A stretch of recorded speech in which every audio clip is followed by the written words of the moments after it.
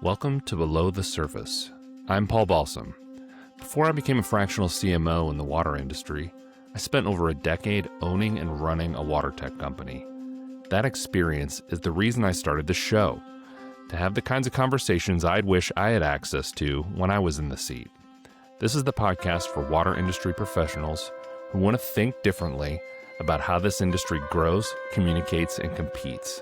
If that's you, you're in the right place.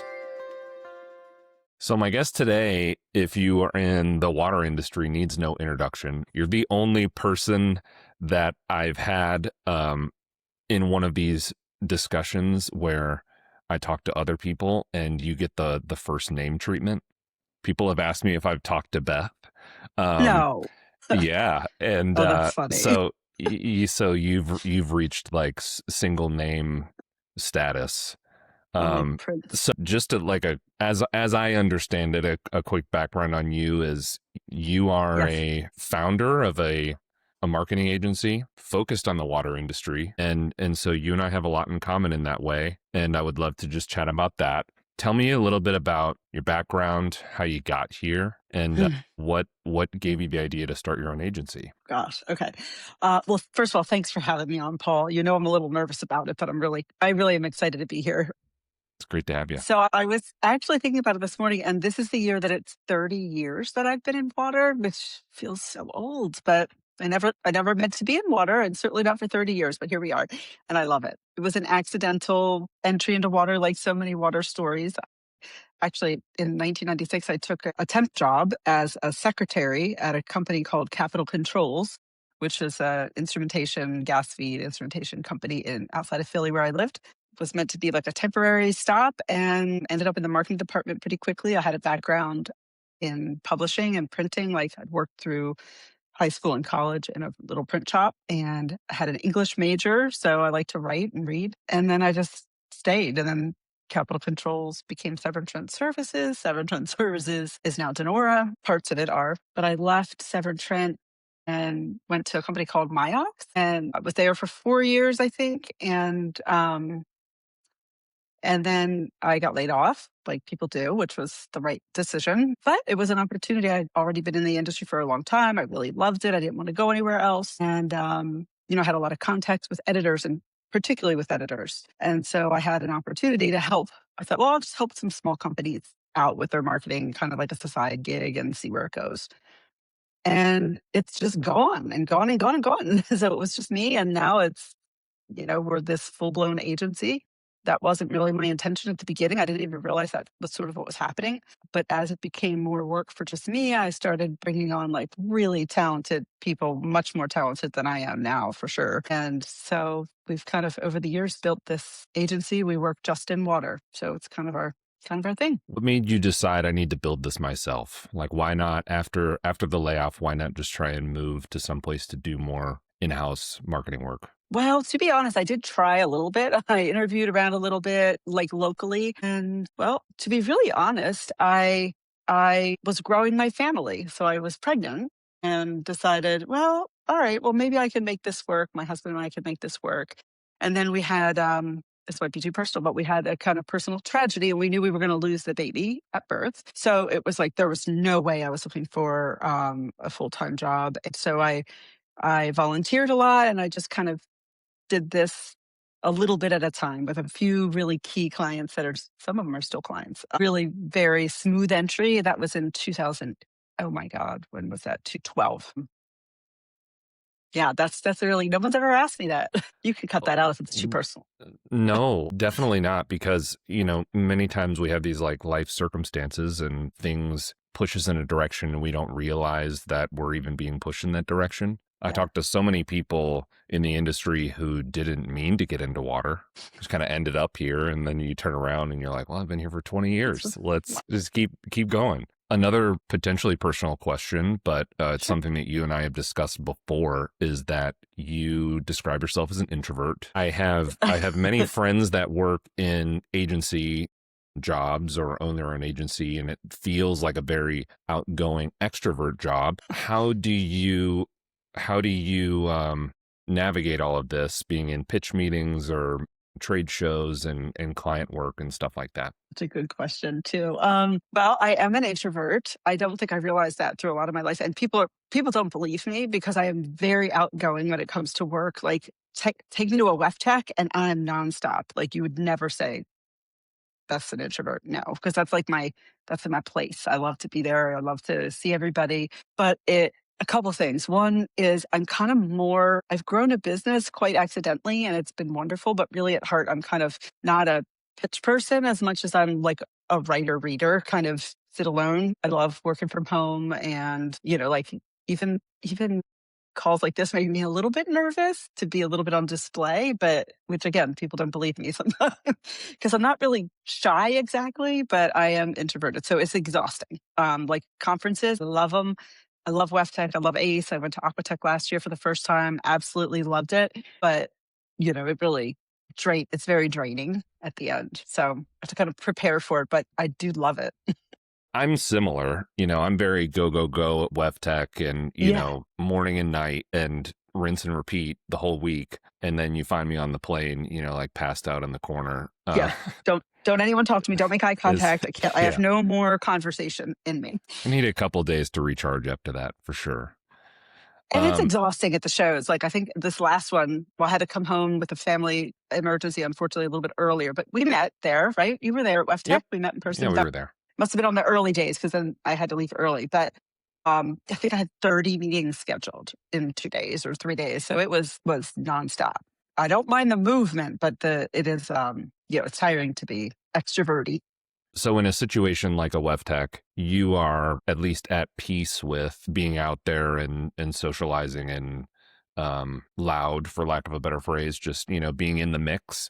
Um, is it like a recharging thing for you, the introvertness? Yeah, yeah. I need to definitely. Are you asking like, do I need to recharge, or is going to WEFTech recharging for me? No, I know going to WebTech is not recharging for you. Some people are introverted, like they just don't like socializing, and some people are Mm. introverted, like they get their energy back from solitude. Yes, I need the solitude. It's a lot of peopling. It's so tricky because I just do love it. Like I'm not. I am thoroughly enjoying myself at WEFTech. I absolutely love it. I love because of the people. Like put me somewhere else, and no, I'll hide in a corner. But you know, it's water. So it's welcoming, and everybody knows everyone. Not everybody, but um, it's like it's my social ideal, I guess. Well, it does seem like you know everybody, or everybody knows you, Like, like I mentioned before, and it's all good, really. How do you get to that place? Is it just like time in the seat? What are you doing to try and, as an agency owner, drum up some inbound for yourself? Like how does that process work? honestly, it's very. I have a genuine interest in people in water and the technologies. So I'm not really. I'm in charge of business development here now, although I don't really like sales. So I don't know how I don't. But I guess that's kind of my role now. But really, I just like networking. I like getting to know people, which sounds not very introverty, I know, but like if it's water, I like to make the connections. I care about people's lives more than their jobs. My husband in water. So yeah, I just like the relationship part of it and the stories and people's stories and work comes from it, but it's not really a heavy push usually on my part. Okay. I have a couple questions just about what a marketing agency does and what your marketing Great. agency does in that whole kind of landscape. I work as a fractional CMO. You Mhm. run a full service agency. We're both exclusively in water. Like from your side of the table, where does a water company need an agency versus a fractional CMO? When do they need both? Kind of what's the picture there? Yeah, I think we do offer some fractional CMO services, not as dedicated as you are to that part, but we do offer consulting and strategy. So we always start our engagements with strategy now. That's something that's pretty different over the years. So we start with strategy, but then we can also execute in-house. So it's much more integrated and it's much more of a partnership. Someone might go to you to like develop the plans, but then I don't know like how involved you get in the execution. Like, are your like if you develop the strategy for a client, you kind of invested in it. Do you get to see it through to the end and do the analytics? I'm not sure, but that's kind of what we do. So it's kind of more. start to finish, I guess, and then ongoing, especially with PR. Gotcha. For me, I like to see it through. It kind of depends on what the scope is with the client, obviously. Right. But I also like doing some of the nuts and bolts stuff because it kind of keeps me connected with just how the world works, like from an apps and tooling perspective and all those sorts of things. So I like dabbling in that definitely from time to time. How do you know when you talk to, a CEO at a water company or somebody in leadership that is seeking what you do? How do you know that you're well aligned? They're looking for more than just lead gen. You know what I mean? Like they really get it. What are those tells for you? Like before the engagement or in the beginning of an Yeah, before engagement? the engagement. Okay. Because you don't want to twist somebody's arm and convince them that they need Oh, no. marketing, right? No, no, no, no. So how do you know? Like what are the green flags? Well, usually if a client or a potential client has growth goals, then let me think this through. How do I know that it's like going to be a good fit? Yeah, what are some Or good signs?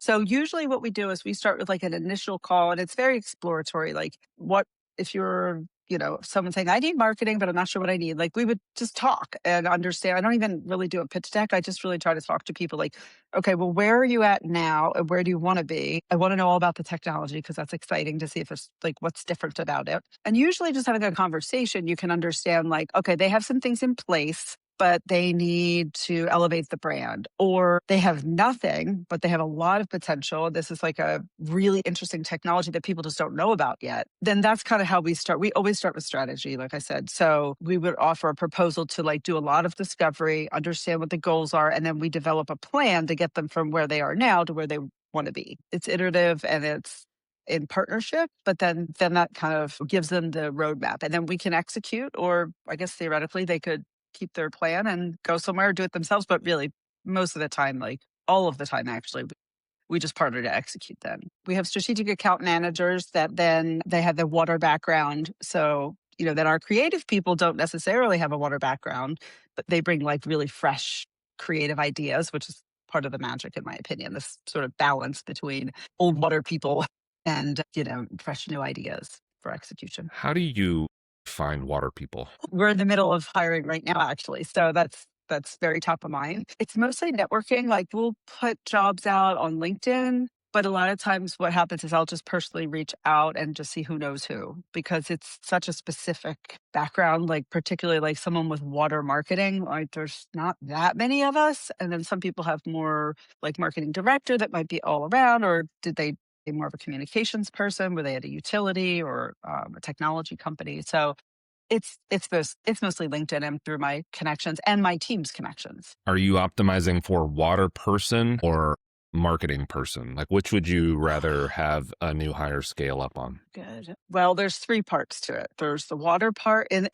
strategic account manager role. It's sort of like there's account management, but if you have the account management without the water or the marketing, that's not a good fit for us. There's the water, which we need to be able to speak water, like understand what's happening with data centers and PFAS and whatever's happening in the moment. And then there's obviously the understanding start to finish marketing. So I would say in that role, water is probably the most important.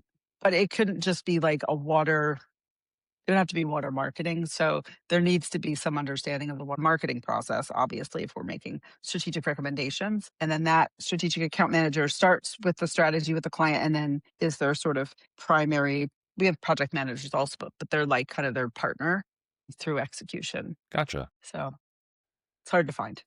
So your agency recently went through a big rebrand and kind of like a transformation. So Yeah. how did that whole process work? Were you your own client? Did you work with somebody else? How did all that Yeah. work and walk me through that process? It was so fun. It was so fun. And it was an investment, to be honest. Even for us, it was a pretty significant investment. That is, I mean, it's been less than a year, but it's already really showing its ROI, let's say. I was the client and our creative team sort of led the process and walked me and the rest of the team through it to like what decisions needed to be made. And what I'll say about the rebrand is, and it was good to be on the other side, is that we didn't like create anything new. I feel like we just sort of like uncovered what was already there. So like we didn't change who we were, like we're still the same, but like the way we talk about it is consistent, and the way that our visuals are like, I mean, if you've seen any of our brand, like very bright and exciting, and that is kind of who we are. So it really is just like more about sharing who we are than like a change. But it was a big process. It took a long time. It was expensive to some extent. Like it was an investment in our own company. And I'm delighted that we did it. It's like I said, it's good to be on the other side because I don't want to recommend something to a client that I haven't already done myself too firsthand. That's a good topic to sit on for a second. Why does that stuff matter to you, and why should it matter to companies in our industry? Brand development, that kind of thing. Well, everyone has choices of who they want to work with or what kind of technology. Some technologies, let's say disinfection, for example, there's lots of different ways to do it. The brand, it's not the logo, of course. The brand is like who you are that's different. It includes, the technology and like what's different about your technology, but also like who you are. Who are you like to work with?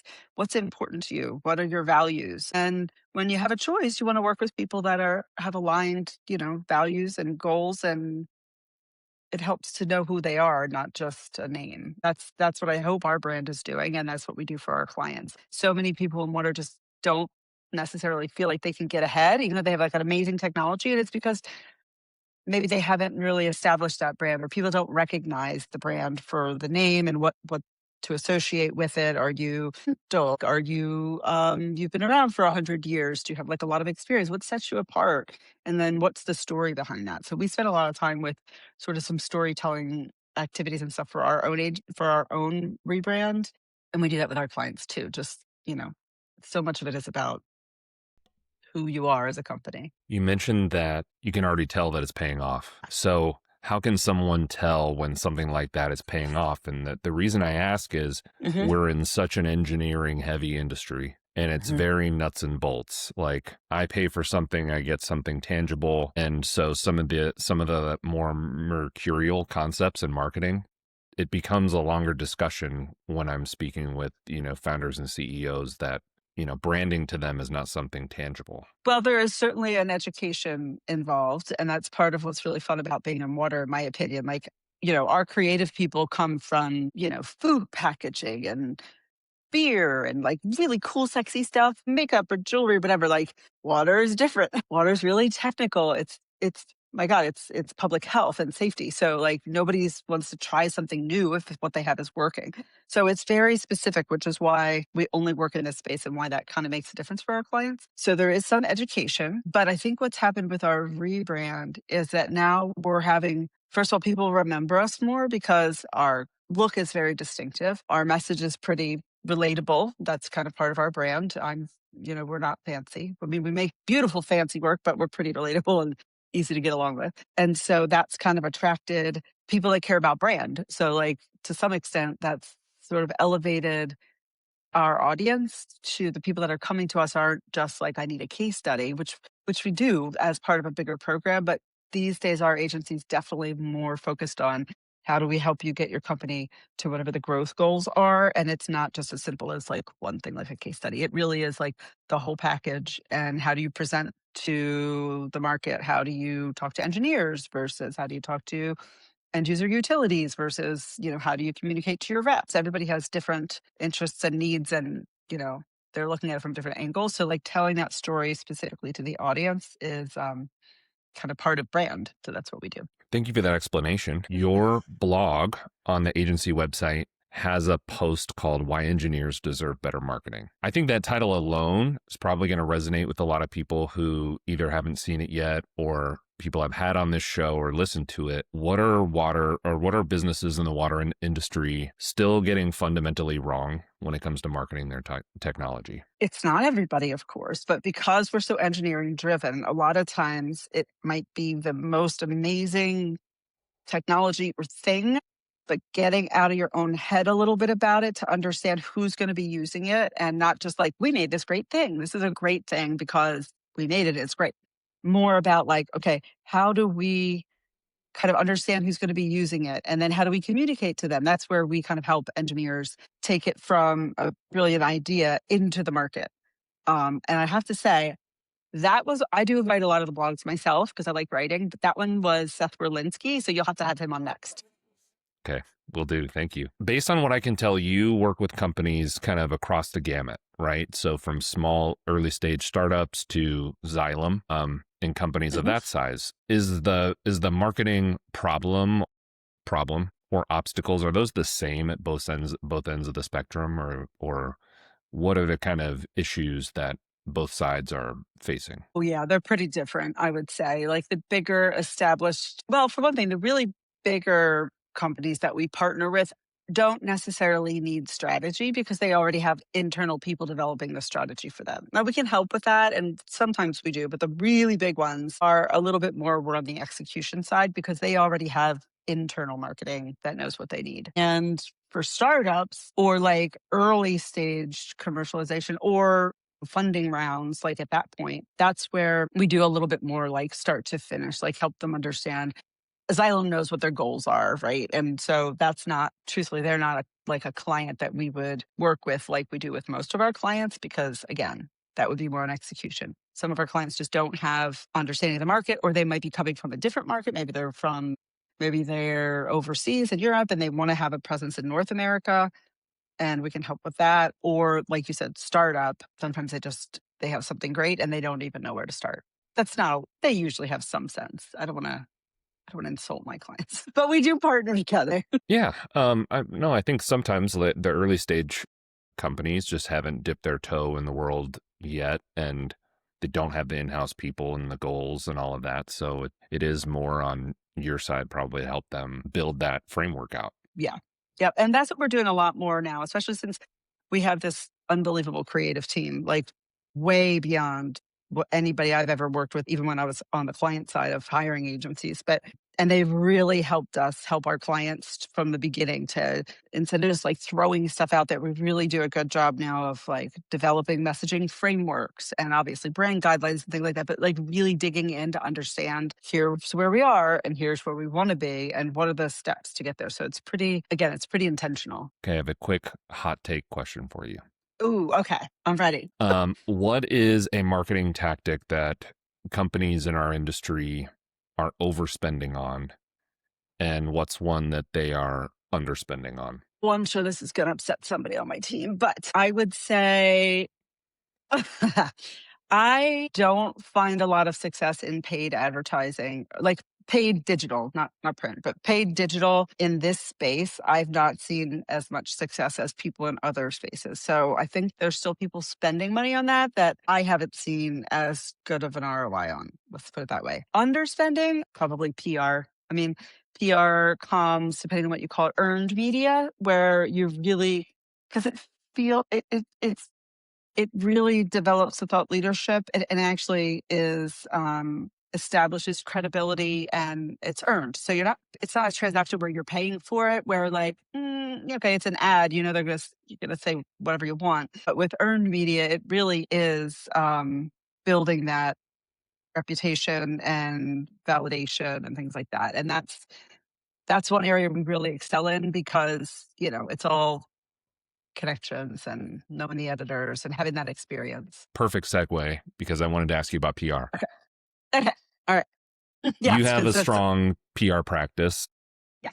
I had a previous guest who said that PR is going through a bit of a renaissance right now because it also feeds into some of these LLMs and can be helpful in that way. How are you seeing PR play out in our industry, and how can that be helpful for people who haven't played in that space? Yeah. Oh, that's so funny. The timing of that. I mean, obviously with AI, that's on everybody's mind, but we just, or our PR manager just wrote an article that'll be coming out in the Wellspring on our website and we'll share it, but about how, there's a lot of data now showing that earned media is where LLMs, AI is kind of getting their information so that the paid isn't, if you Google, your paid might come up. SEO is a little bit different depending on what you put into your website. But for AI, that's earned media is where you're going to like rise to the top. So earned media being PR.